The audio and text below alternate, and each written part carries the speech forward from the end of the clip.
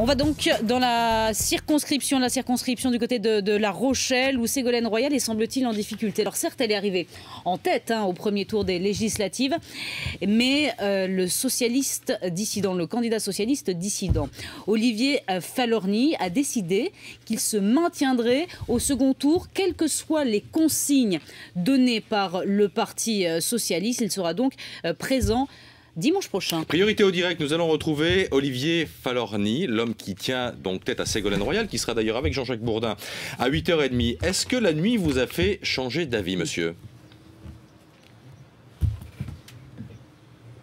Ah, pas du tout. J'ai déposé ma candidature hier après-midi et j'irai évidemment jusqu'au bout, tout simplement pour permettre aux électeurs de choisir au second tour. Les candidatures uniques, ça existait peut-être sous le régime soviétique, mais pas dans la France du XXIe siècle. Alors c'est ce que vous dites, ce sont des mots que vous employez régulièrement depuis 48 heures maintenant, sauf qu'on vous oppose au Parti socialiste, Bruno Le Roux, le fait que voilà, le parti donne des consignes et que ces consignes, il faut les respecter. Vous assumez le risque de barrer la route à la possible future présidente de l'Assemblée nationale ?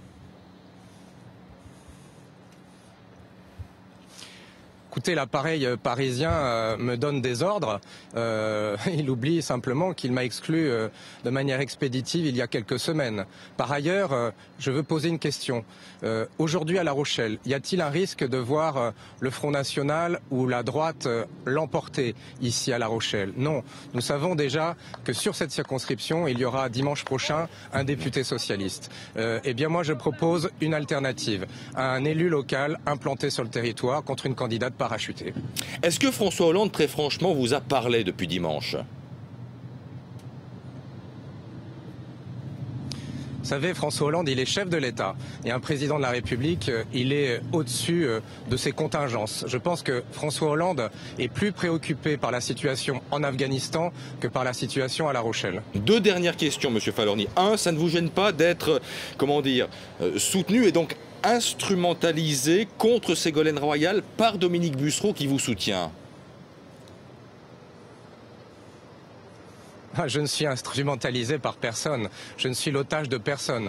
Je ne demande la confiance qu'aux électeurs. Vous savez, moi je suis un socialiste, tout le monde le sait à La Rochelle. J'ai organisé l'université d'été pendant 8 ans.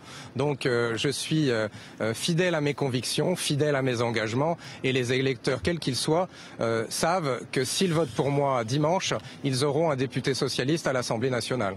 Une dernière chose, est-ce que vous avez un message, un mot à dire à Ségolène Royal qui vous succédera dans 9 minutes sur BFM TV et sur RMC?